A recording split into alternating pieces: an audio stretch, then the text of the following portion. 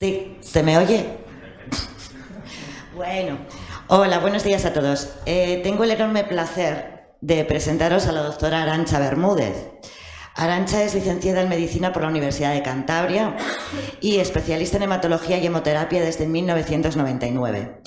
Trabaja como médico adjunto en el Servicio de Hematología del Hospital Marqués de Valdecilla y en la actualidad es jefe clínico del Servicio de Hematología del mismo hospital y directora del programa de trasplante y terapia celular desde el año 2020. Y ya no leo más, que si no nos quedamos sin charla.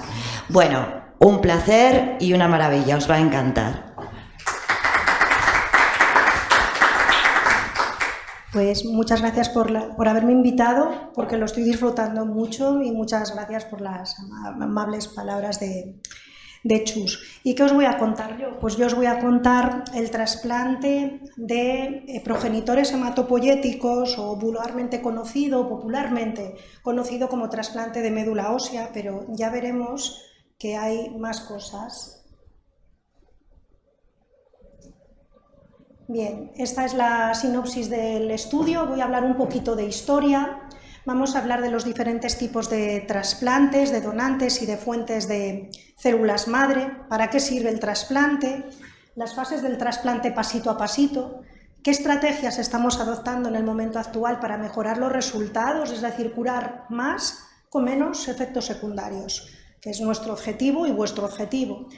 ¿Y qué dejamos para el futuro? Porque todo esto es dinámico y están apareciendo muchísimas cosas nuevas. Si esto consigue funcionar... A ver, si no me las pasas tú. Sí.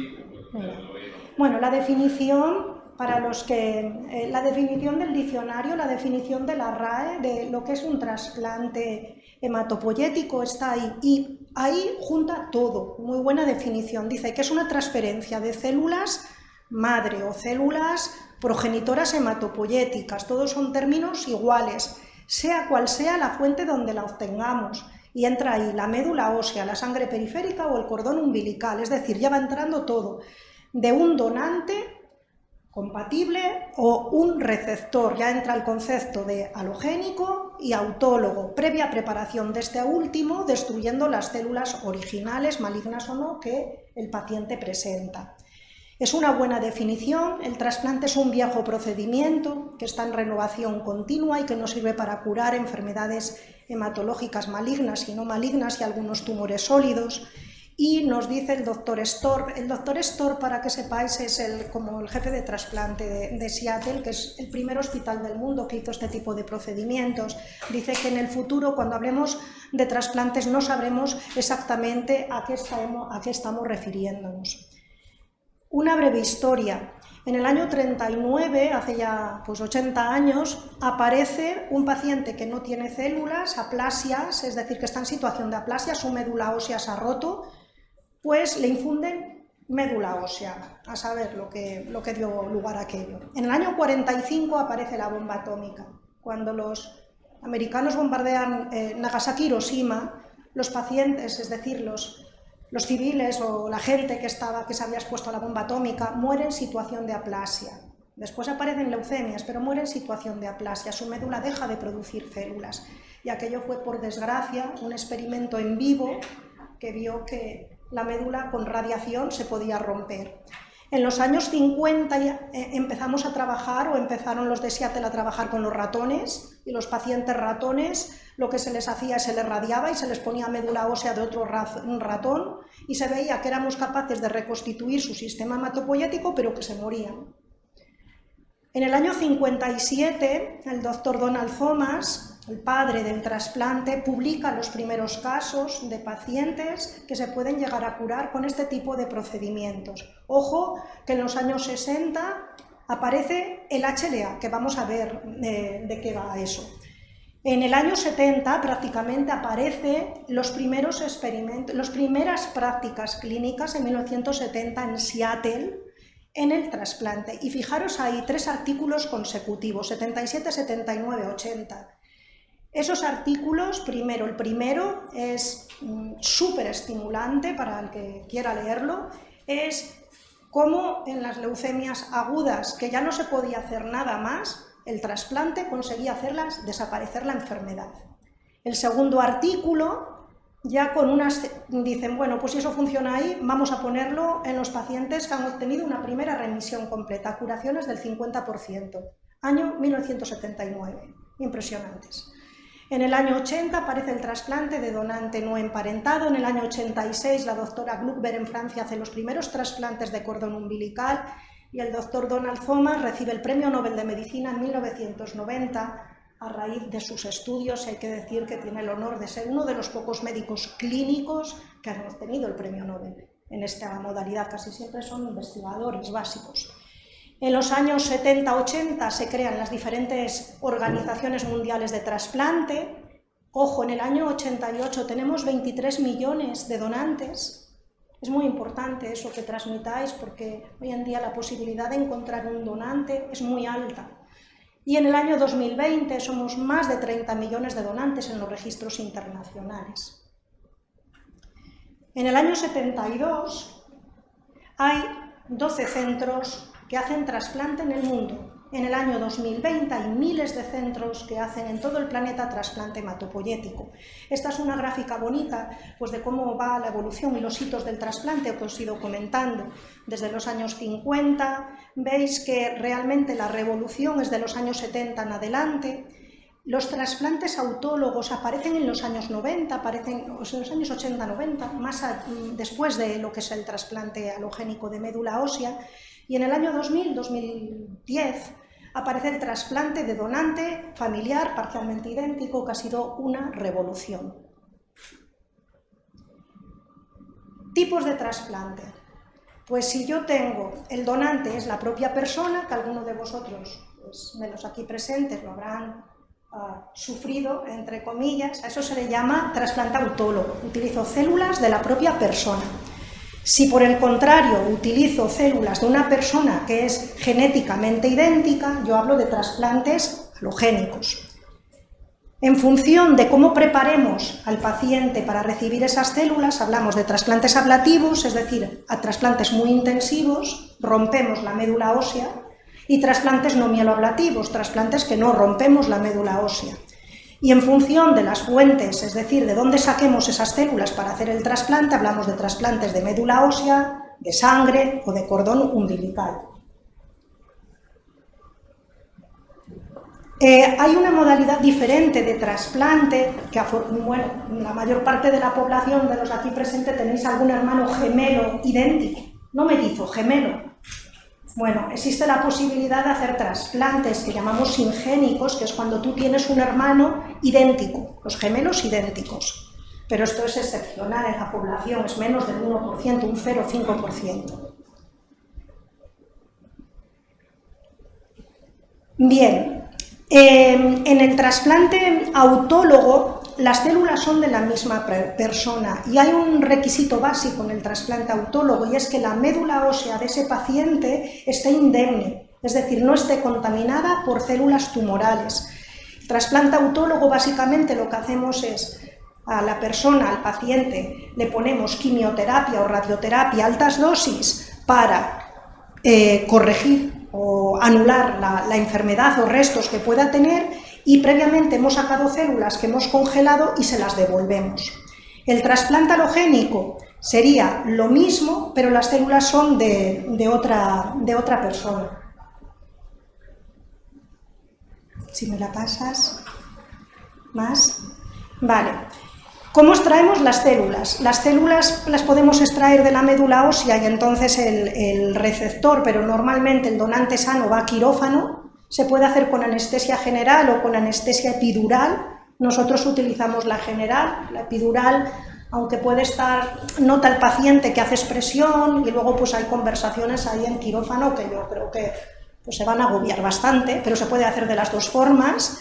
El trasplante de sangre periférica lo que hacemos es coger las células, los linfocitos o las células mononucleares que circulan en sangre y previamente a la persona o al donante En muchos casos les hemos estimulado con unas medicaciones, con unas inyecciones que se llaman factor estimulante de colonias, porque hay que decir que la cantidad de células madre que circula en sangre es menos del 1% y necesitamos millones para poder hacer un trasplante. Y el trasplante de cordón umbilical, después de que nace el niño, nosotros canalizamos la vena del cordón umbilical y recogemos, como veis ahí, la sangre en una bolsa, y es una sangre extraordinariamente rica en células madre. La médula ósea sacamos entre 10-20 centímetros cúbicos por kilo de peso del receptor. Eso quiere decir que si tú eres una persona delgadita, de 50 kilos, y tienes que sacar para un señor o una señora de más de 100 kilos, pues muchísimas veces no sería la fuente óptima, porque al donante también lo tenemos que proteger. Históricamente es la madre de todos los trasplantes, la médula ósea, y además es el procedimiento más seguro y es el procedimiento con el cual tenemos más de 40 años de experiencia. ¿Seguimos? En la sangre periférica, como os decía, algo le tenemos que poner al receptor o al donante para que produzca muchas células circulantes, que normalmente puede ser o quimio, si es un paciente, o factor estimulante de colonias, y la cantidad de células a extraer para que consideremos un trasplante óptimo sería entre 2-3 millones de células CD34. CD34, que os suene, que son las células madre, las células que tienen capacidad de dividirse y de regenerar todo lo que es el sistema sanguíneo en el receptor por kilo. Siguiente. El cordón umbilical está en desuso, cada vez menos. El cordón umbilical está muy bien para los niños, es más conflictivo para los adultos, y además ahora mismo se está metiendo el trasplante de familiar parcialmente compatible, con lo cual cada vez hacemos menos trasplante de cordón umbilical. Se basa en que la célula del cordón umbilical la sangre es muy rica en células CD34, y además los linfocitos del niño son linfocitos vírgenes, son linfocitos con escasa capacidad reactogénica, y eso tiene sus pros y sus contras, como veremos. Siguiente. Y estos son los datos. Los datos, fijaos, del año 2014, 40.000 trasplantes en Europa. Año 2019, no están actualizados porque se metió el COVID en medio, ¿vale? 48.000 trasplantes, hay un incremento de un 4% de trasplantes de forma anual, y esto sigue cada vez en aumento. Prácticamente ahora mismo estaríamos en un 50%, un poquito más de autólogos que de halogénicos, pero por ahí, vale. No, siguiente. Ahora. En el año 2019 se hicieron 18.000 trasplantes, en un total de casi 20.000 trasplantes halogénicos en Europa, 28.000 trasplantes autólogos, y hay 700 centros en Europa acreditados para hacer trasplante dentro de 51 países. Siguiente. Las indicaciones del trasplante las tenéis ahí. Hacemos trasplantes autólogos, que algunos de vosotros, de los aquí presentes, pues lo habéis recibido, pues la mayor parte en el mieloma múltiple, es una enfermedad de la cual os han hablado, en los linfomas no Hodgkin el 30%, y en la enfermedad de Hodgkin en un 11%. Y hacemos trasplantes halogénicos. También se pueden hacer algún autólogo en leucemias agudas, pero con matices. Hacemos trasplantes halogénicos, mayoritariamente son leucemias agudas, más mieloblásticas que linfoblásticas. El 15% son síndromes mieloproliferativos crónicos o síndromes mielodisplásicos, el 6% son fallos medulares, ciertas hemoglobinopatía. ¿Y qué está en aumento? Pues que os ocupa, y de hecho vosotros os llamáis así, de las enfermedades raras y enfermedades lisosomales. Pues también empleamos el trasplante hematopoyético halogénico, porque las células madre tienen mucha capacidad proliferativa y capacidad, en algunos casos, hasta de diferenciarse en otras células, en errores en enfermedades metabólicas, aunque cuantitativamente solo supone el 1% de los trasplantes que realizamos, y en enfermedades autoinmunes, y esta es mi pelea, porque las autoinmunes, igual que en el otro, España trasplanta mucho y muy bien, en las enfermedades autoinmunes vamos un poquito rezagados respecto a los estudios europeos, y dan muy buenos resultados. Esto es, bueno, a día de hoy, los datos en Europa, lo que os comentaba, casi un 60% de trasplantes autólogos en mieloma y casi aproximadamente un 50% en leucemias agudas, dependiendo de si son alogénicos o autólogo. Siguiente. En España, con los datos de la ONT, estamos en la misma línea. Siguiente. ¿Y qué hemos aprendido del trasplante autólogo? Bueno, pues el trasplante autólogo no te curan las células. Las células que ponemos son unas células de soporte. Lo que nos permite el trasplante autólogo es acortar el periodo de recuperación. Nosotros curamos a la persona con quimioterapia o con radioterapia o con anticuerpos monoclonales, y con eso, como son tratamientos muy agresivos, utilizamos las propias células del paciente, no contaminadas por células tumorales, para acortar el periodo de recuperación. Y en los últimos años, pues lo que hemos mejorado muchísimo es todas las técnicas de soporte, de la nutrición parenteral, de los fármacos antiinfecciosos o antimicrobianos, de las transfusiones, de los antifúngicos, y hace que este procedimiento, pues bien seleccionado el paciente, pues sea un procedimiento muy seguro, con una toxicidad o una mortalidad muy baja, en los buenos centros pues inferior al 1,5 al 2%. Siguiente. Y el trasplante halogénico es otra cosa, totalmente diferente. Si bien utilizamos células, en estas sí que perseguimos curar la enfermedad con un sistema inmunológico nuevo, con un sistema inmunológico que es de otra persona y que comparte identidad genética con nosotros, normalmente de nuestros hermanos. Entonces, aquí lo que perseguimos es la curación inmunológica y es la piedra angular de todo lo que vais a oír en las diferentes charlas. Es digamos, la terapia primitiva inmunológica. La primera sería el trasplante halogénico y se basa en la capacidad que tienen nuestros linfocitos T, que son las células que luchan y que automáticamente cada vez... Nosotros estamos haciendo ahora mismo mutaciones, vamos, millones de mutaciones de células precancerígenas, y si tenemos un buen sistema defensivo, las células T las atacan y las matan. Siguiente. ¿Cómo hacen eso? Bueno, pues el trasplante hematopoyético halogénico se basa en el reconocimiento, es decir, cuando nosotros utilizamos una persona que es HLA compatible con nosotros. El HLA son unos genes que están codificados en el brazo corto del cromosoma 6. Hay dos tipos, los genes de clase 1 pues están presentes, es como nuestra firma genética, está presente en todas las células del organismo, y los genes los HLA de clase 2 están solo presentes en las células capaces de desencadenar la respuesta inmunológica. Y es nuestra firma genética, yo siempre digo que esto es nuestro código de barras. El mío es el mío y no se parece nada a los de ustedes. ¿Qué código se parece más al mío? Si tengo un hermano HLA idéntico. En su defecto, un donante dentro de esos 30 millones que compartan esas características genéticas, ese HLA. Y luego están los trasplantes alternativos, de donante alternativo, que es el donante no emparentado, un finlandés, un sueco, un australiano, que difiere dentro de esos 10 moléculas que analizamos en una, los trasplantes de cordón umbilical, de los bancos, o cuando tenemos un hermano o un familiar o un hijo, o incluso a veces un sobrino parcialmente idéntico. Siguiente.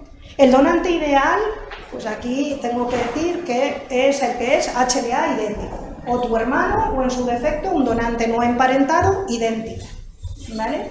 Eso no quiere decir que no podamos trasplantar con buenos resultados con otras fuentes, pero el donante ideal es el HLA idéntico. En la curva de ahí veis que de los 8 o 10 antígenos que nosotros analizamos del HLA, si lo tengo 10 de 10, curva de arriba.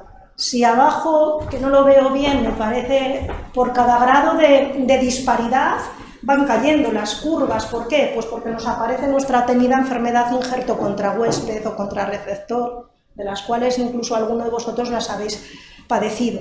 ¿Y qué hago para saber que un paciente es candidato a hacer un trasplante hematopoyético? Pues primero que tenga la indicación, una de las enfermedades de las que he hablado, pues para los autólogos, pues el mieloma o los linfomas. Para los alogénicos, pues las agudas o procesos crónicos.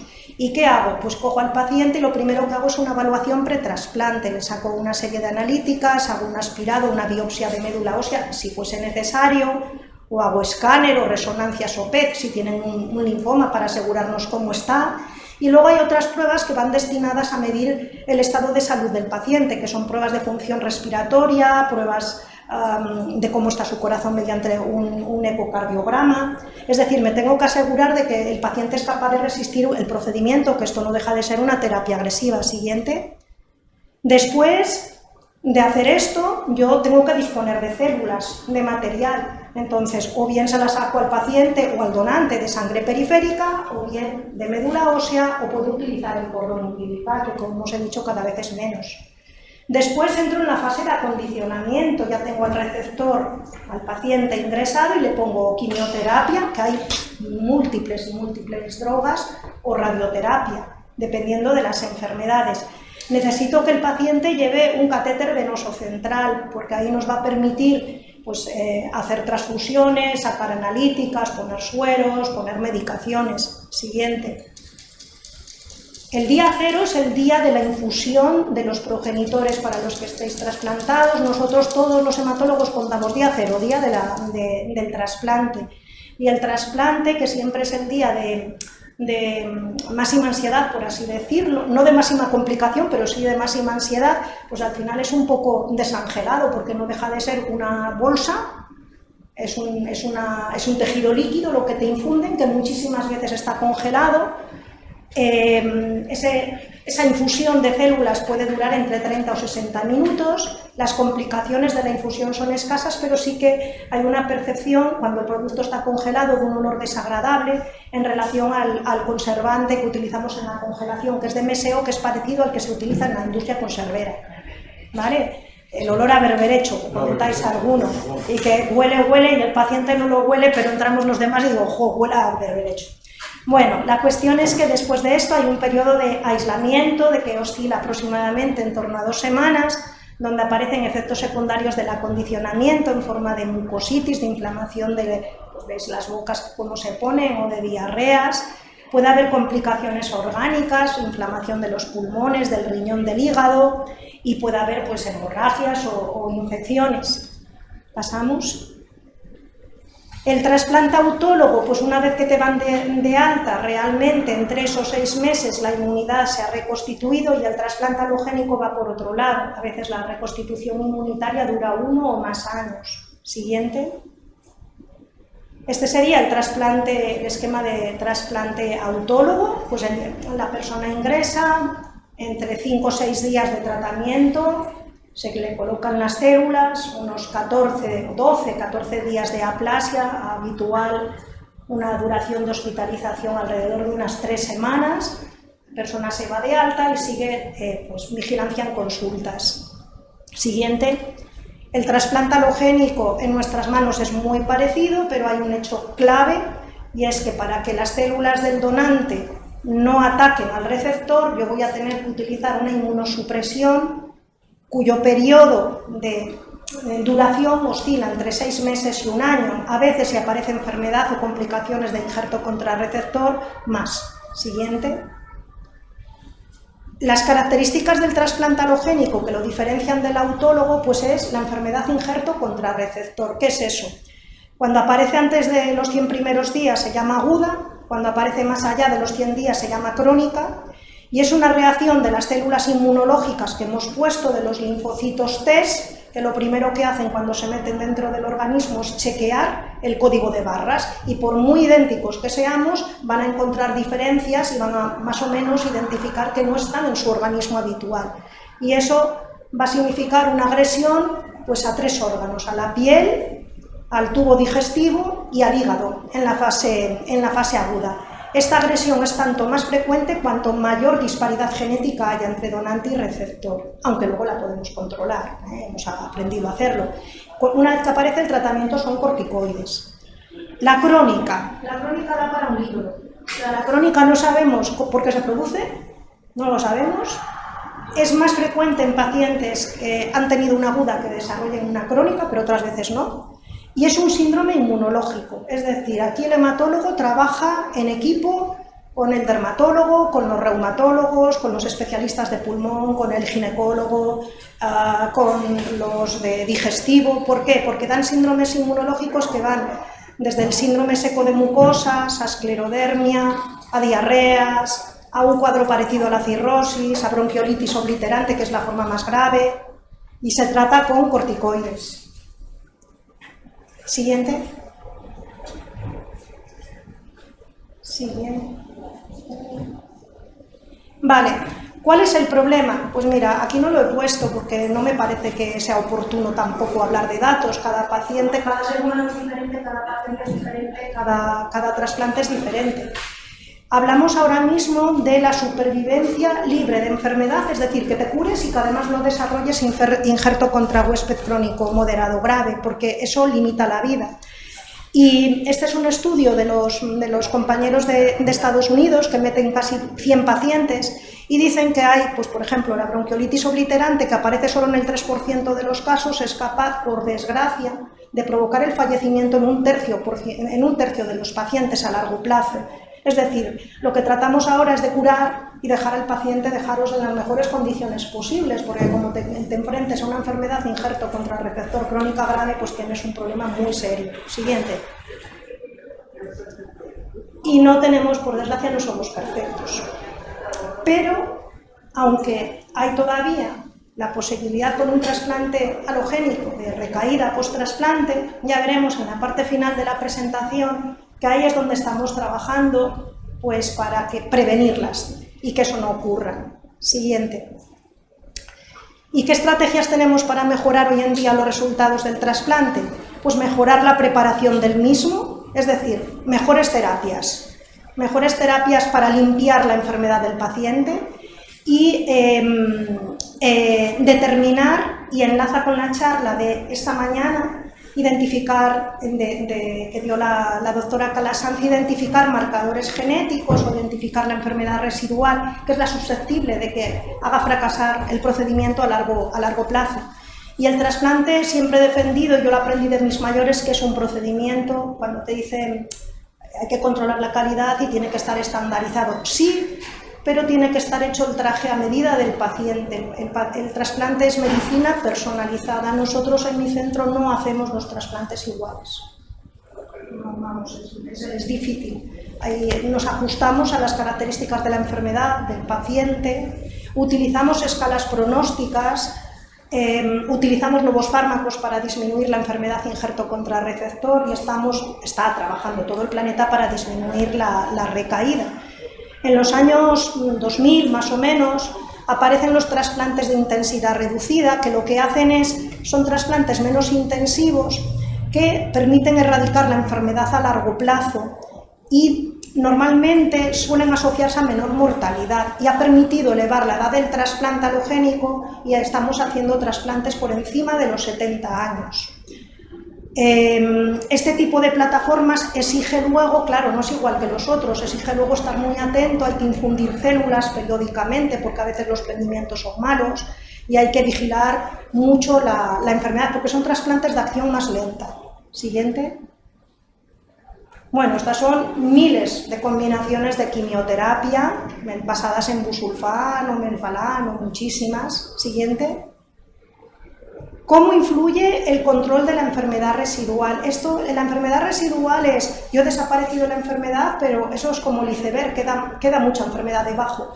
Pues veis que las curvas de arriba, cuando el paciente entra sin enfermedad residual al trasplante, los resultados a largo plazo son buenísimos respecto a las otras alternativas. Siguiente. Tenemos escalas que nos indican ¿cómo va a ser de conflictivo ese trasplante para la persona en función de cómo está pues, su corazón, su pulmón, su hígado, si tiene diabetes, si es obeso?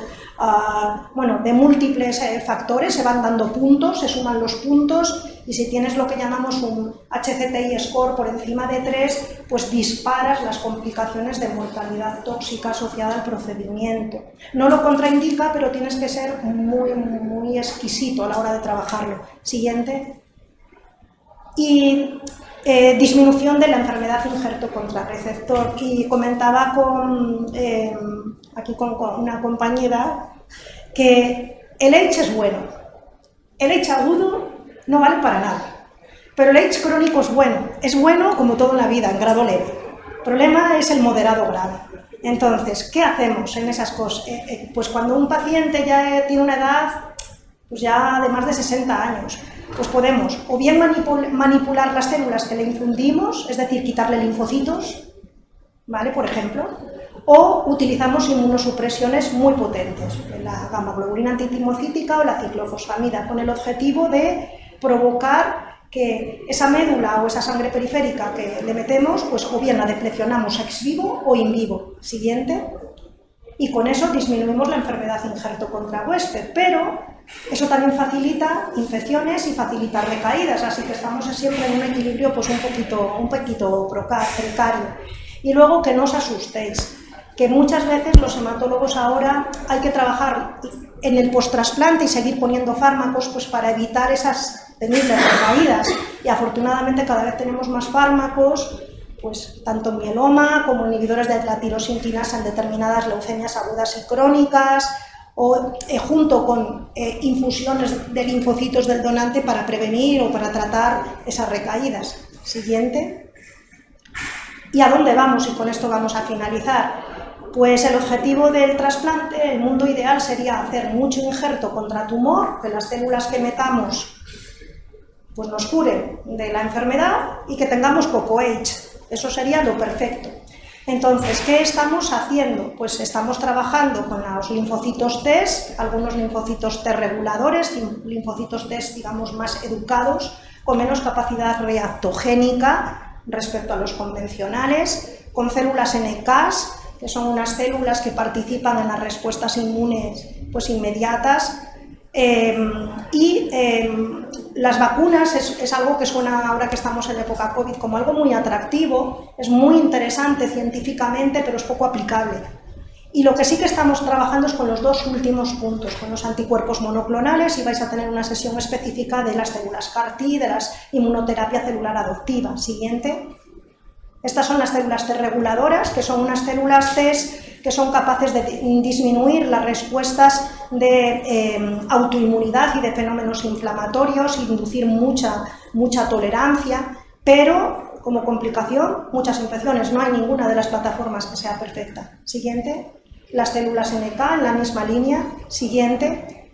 Las vacunas, interesantísimo. En un mundo ideal, si nosotros tenemos una leucemia con una determinada firma genética, por ejemplo, la leucemia mieloblástica aguda con antígeno VT1, y somos capaces de diseñar que nuestros linfocitos ataquen al VT1, pues perfecto. Vale, bueno, pues eso se está testando tanto en modelos autólogos como en modelos alogénicos, está muy en fase experimental, pero es una puerta al futuro, una puerta que se abre a mayor conocimiento del cáncer, mayor conocimiento de las firmas genéticas, más posibilidad de que podamos trabajar con esto. Y vamos a acabar ya, ¿vale? Los anticuerpos inteligentes, los biespecíficos y finalmente las células CAR-T, para no alargarme ya más, que tendréis, es la última diapositiva. Siguiente. Que son estas, que son células que están genéticamente modificadas para atacar antígenos tumorales, y que tendréis pues una charla específica esta tarde. Y todo esto se puede utilizar en el modelo del trasplante alogénico, se pueden utilizar combinaciones, se pueden utilizar esto que no dejan de ser fármacos con células de tu donante, y mejorarán los resultados. Y con esto finalizo.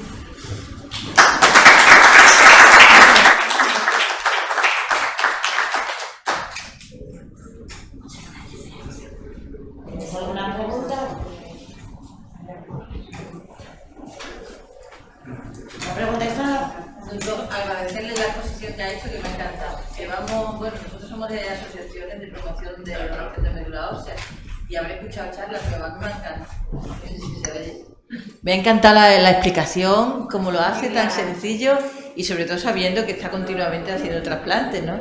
Veo como que es a la carta, un menú, ¿no? Venga, el paciente le va a ver qué le viene mejor. Bueno, nosotros sí que es verdad que en mi centro al margen de la Lo que pasa es que quieres sentarte en la mesa y... No, que nosotros ya, que es algo que hemos, vamos a decirlo, mamado. O sea, yo aprendí en la residencia que las enfermedades, puede haber enfermedades que son comunes, pero los seres humanos no somos comunes, y mis mayores, o sea, es algo que lo tengo en vena porque ya me enseñaron así. Es decir, lo que está apareciendo de moda ahora en otros sitios, que es la medicina personalizada, nosotros la venimos haciendo desde hace más de 20 años. ¿Vale? Es decir, nosotros lo que siempre hemos hecho es adaptar las células y el trasplante al paciente, pero eso ya desde hace tiempo, salvo que ahora mismo se está publicando más y más al respecto. Entonces, no es nuevo, tampoco lo hemos inventado nosotros, lo han inventado los padres del trasplante, que son los compañeros de Seattle. Y lo que hicimos es seguir esa corriente y seguir trabajando con la médula ósea, que es menos conflictiva que otras fuentes. Las otras fuentes la igualan, pero a más enfermedad, injerto contrarreceptor y a mayores complicaciones a largo plazo, aunque al final la supervivencia es la misma, lo importante es cómo vive el paciente. Es decir, ninguna de las fuentes que os he comentado aquí, yo siempre lo digo porque como saben que defiendo la médula ósea, siempre la pregunta mala que me hacen es ¿y qué prefieres? Y yo, pues la que tenga. Pero sé que tengo que trabajarlo de forma diferente. Y ahora la pregunta sería para vosotros, ¿qué prefiere el paciente? Pues estar curado con las menores complicaciones posibles. Y eso sí que lo hace más la médula ósea, ¿vale? Pero la médula ósea se está abandonando. Porque los donantes, yo soy donante, pero por encima de 40 años van a coger a un chico de 20, a ser posible varón. No van a coger pues a una de más de 40, ya mujer. No, es verdad, es así, ¿eh? Yo estoy dentro de esos 30 millones de donantes y es así, lo seleccionamos así. Entonces, ¿cuál es el problema y que nos hemos visto abocados además ahora mismo en situación de COVID? Pues que lógicamente para el donante es más cómodo donar sangre periférica que pasar por quirófano. Especialmente en nuestro país, no tanto en países como Alemania o Polonia o en otros países. Pero bueno, pues esa es la realidad, con lo cual nos adaptamos a las circunstancias y trabajamos el trasplante de forma diferente. Ya está. Perdona, están fuera esperando. Sí.